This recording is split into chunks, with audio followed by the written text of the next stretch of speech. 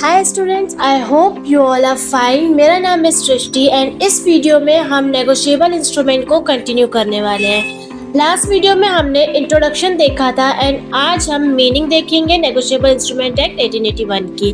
सो चलो साथ में स्टार्ट करते हैं। नेगोशिएबल इंस्ट्रूमेंट एक ऐसा डॉक्यूमेंट होता है जो बिना किसी रुकावट के एक व्यक्ति से दूसरे व्यक्ति तक ट्रांसफर किया जा सकता है, सिर्फ डिलीवरी या एंडोर्समेंट के जरिए।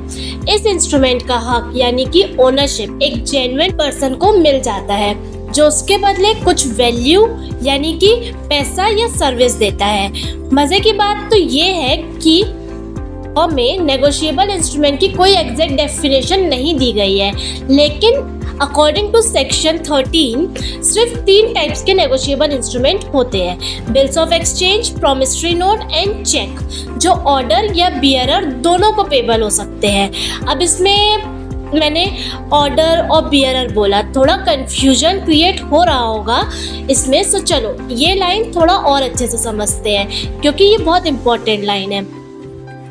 अब देखो, ये जो 3 हमने नेगोशिएबल इंस्ट्रूमेंट देखे ये भी 2 तरीके के होते हैं। First order payable instrument and second थोड़ी देर में देखेंगे। सो ऑर्डर पेबल इंस्ट्रूमेंट हम किसी स्पेसिफिक पर्सन के लिए बनाते हैं, उसमें उसके नाम के साथ हमारा साइन होता है। ऑर्डर पेमेंट इंस्ट्रूमेंट की मेन लाइन होती है पे टू डैश, डैश में हम कोई भी नेम लिख सकते हैं, एंड यस ऑर्डर, मतलब कि जिसको भी हम पे करते हैं उसका नाम इस डैश में आता है। और अगर इस इंस्ट्रूमेंट को उसने किसी और को देते हुए उस इंस्ट्रूमेंट के पीछे उसका नाम लिखकर अपना साइन किया तो हमें उस पर्सन को पे करना होगा।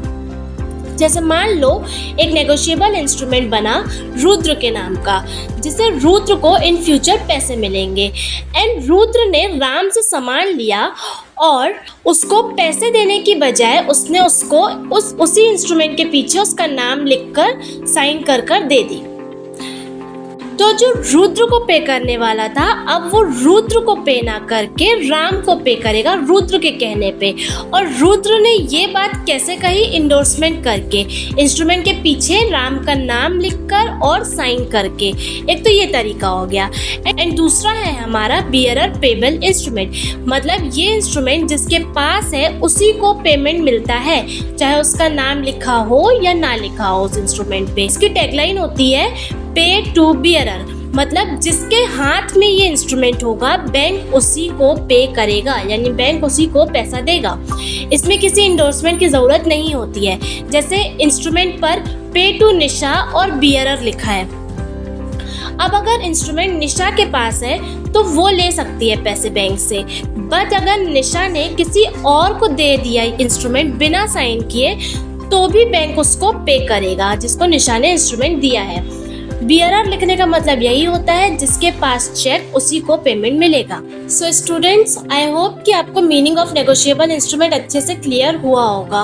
अगर फिर भी नहीं हुआ है तो आप मुझसे कमेंट करके पूछ सकते हो, मैं बिल्कुल आपका रिप्लाई करूंगी। लाइक करो वीडियो को, ज़्यादा से ज़्यादा शेयर करो अपने फ्रेंड्स को ताकि उनको भी इस वीडियो का बेनिफिट मिल पाए। मिलते हैं नेक्स्ट वीडियो में एक नए टॉपिक के साथ।